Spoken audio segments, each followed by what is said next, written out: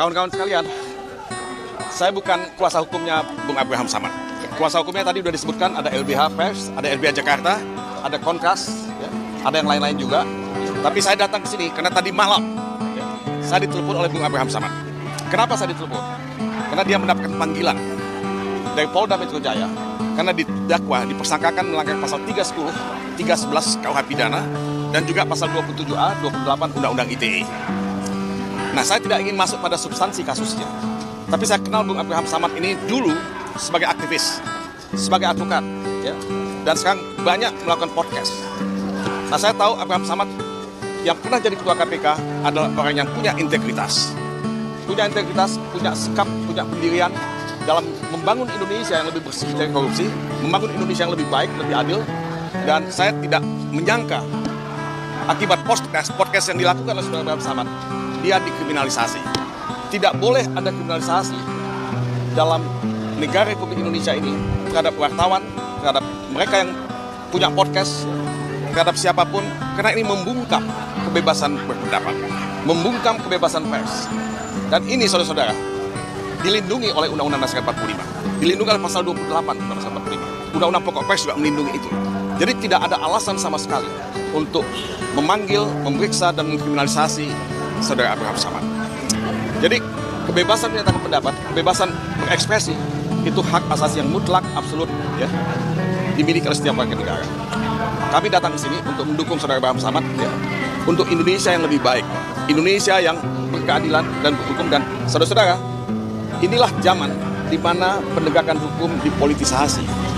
Inilah zaman di mana hukum dijadikan sebagai weapon, yang disebut weaponization of law, ya. Nah, kalau ini yang dilakukan, negara hukum ini akan hancur dan Indonesia ini akan hancur. Tidak boleh ada weaponization of law yang mengkriminalisasi seseorang. Saya berharap Presiden Prabowo Subianto, ya, mendengar ini dan mulai melihat, ya, apakah penegak hukum Indonesia, apakah itu kepolisian, apakah itu kejaksaan, apakah itu pengadilan, ya, bahwa kita berada di ambang bahaya. Di ambang bahaya, negara hukum ini sedang diancam dan kita semua akan menjadi korban dari kesewenang-wenangan, ya, dari aparat penegak hukum kalau ini tidak dihentikan. Saya minta kepada pihak kepolisian betul-betul untuk menjaga, ya, kewibawaan hukum, karena hukum itu panglima, tapi hukum tidak boleh disalahgunakan atau dijadikan senjata untuk menghantam mereka yang cerdas dan kritis terhadap kekuasaan. Demokrasi membutuhkan kritik, demokrasi membutuhkan pendapat yang berbeda, dan kita semua mencintai Indonesia. Kita semua ingin Indonesia lebih baik. Ini semua adalah dalam konteks membangun Indonesia yang lebih baik karena kita cinta pada bangsa ini. Dan saudara-saudara, 80 tahun kita sudah merdeka. Apa yang kita capai sebagai bangsa, sebagai negara? Secara ekonomi kita sudah di ambang kepailitan sebetulnya, dengan utang yang begitu besar. Secara hukum kita juga semakin jatuh ke titik yang paling nadir di Indonesia ini. Nah, apakah kita masih punya harapan? Saya tidak mengatakan untuk pesimis, tidak. Tapi kita berada di ambang kehancuran kalau kita tidak sama-sama, ya, mengembalikan wibawa hukum itu untuk menjadi panglima dalam kehidupan kita berbangsa dan bernegara. Bahwa pemerintahan Prabowo itu sekarang diwarisi oleh sebuah nilai, apakah itu nilai ideologi, nilai politik, ekonomi, sosial, budaya, even pertahanan keamanan yang rusak. Prabowo diwariskan oleh pemerintahan seperti itu. Apa yang kita lakukan hari ini adalah bagian dari upaya untuk memperbaiki itu. Perusakan ideologi, politik, sosial, budaya, ekonomi, hukum terlebih. Kita hadir di hari ini adalah untuk memperbaiki itu, membantu pemerintahan sekarang untuk meluruskan jalan-jalan yang bengkok selama lebih 10 tahun dilaksanakan dengan tidak adil, tidak benar, tidak jujur. Dan itu yang kita harus luruskan. Kita hadir di sini. Tidak hanya soal bagaimana Abraham Samad mewariskan nilai-nilai, 9 nilai di KPK, karena beliau sebelum saya, dan tentu saya harus memegang nilai itu dan menjaga itu. Soal formil material, kita bisa berdebat 3 hari tentang itu. Apakah formil material kasus ini benar atau tidak. Oleh sebab itu, kita hadir di sini untuk kembali membantu pemerintah yang sedang berjalan sekarang menegakkan ketidakbenaran dalam ideologi, politik, sosial, budaya, ekonomi, pertahanan, terlebih di bidang hukum. Itu dulu, terima kasih. Jadi di sini kita melihat adanya suatu proses diskriminasi dalam proses penegakan hukum, dan kita melihat di sinilah pentingnya ada teman-teman dari Kontras, teman-teman dari LBHI, LBH Jakarta, LBH Muhammadiyah, dan IM57 untuk terus mengawal proses ini sampai dengan selesai.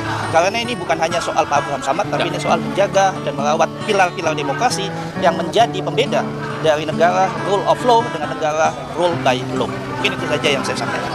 Ya, Terima kasih. Assalamualaikum warahmatullahi wabarakatuh. Ya, oke. Makasih teman-teman media yang sudah menunggu dari tadi.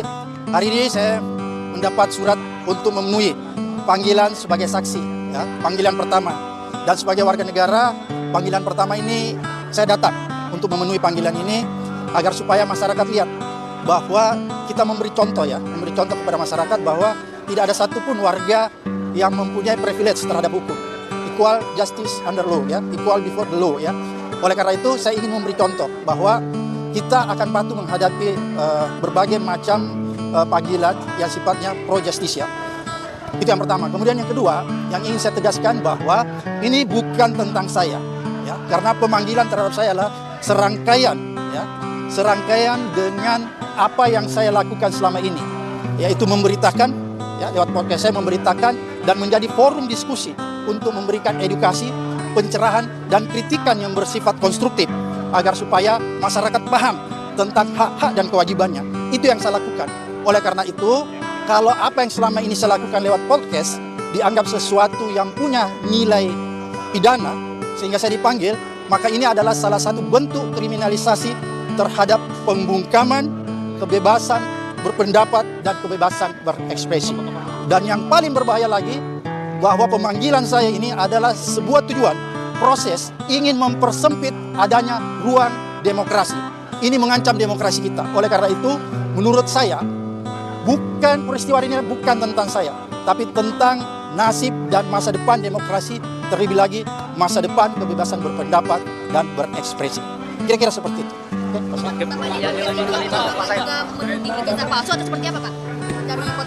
Jadi podcast saya silakan Anda lihat, ya, silakan Anda lihat, nonton semuanya.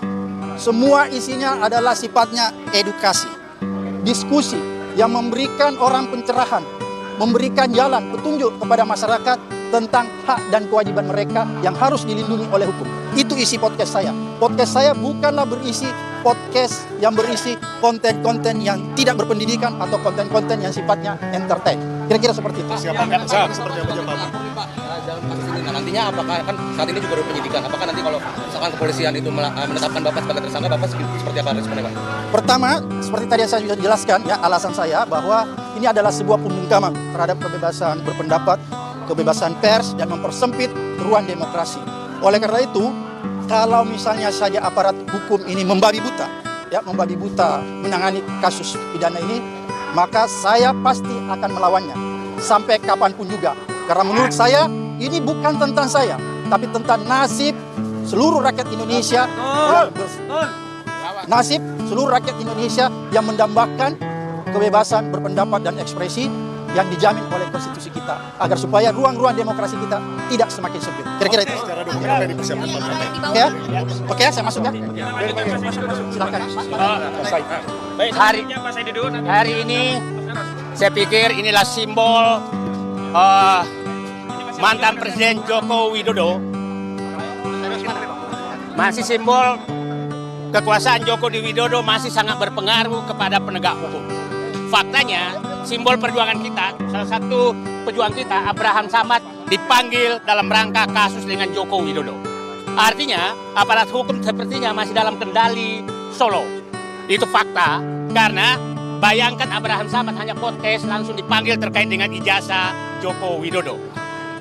Pertanyaan saya, sampai kapan negeri ini dikendalikan oleh Joko Widodo, aparat hukum? Apakah menunggu Jan Etes cucunya jadi presiden, baru aparat hukum berhenti menjadi alat daripada Joko Widodo? Sangat susah dibantah. Nah, kita sudah 10 tahun lebih betul-betul aparat hukum itu digunakan untuk memenjarakan atau menangkap siapapun yang berbeda dengan Joko Widodo. Berapa teman kita udah keluar masuk penjara hanya karena aparat hukum betul-betul memihak kepada Joko Widodo. Berapa orang di penjara hanya mempersoalkan ijazah Joko Widodo. Terus, apakah semua rakyat Indonesia akan dipenjara demi Joko Widodo? Kalau ini berlanjut, saya nyatakan hari ini adalah hari penyataan perang semesta melawan dinasti Solo yang masih mengangkangi aparat hukum. Terima kasih. Assalamualaikum warahmatullahi wabarakatuh.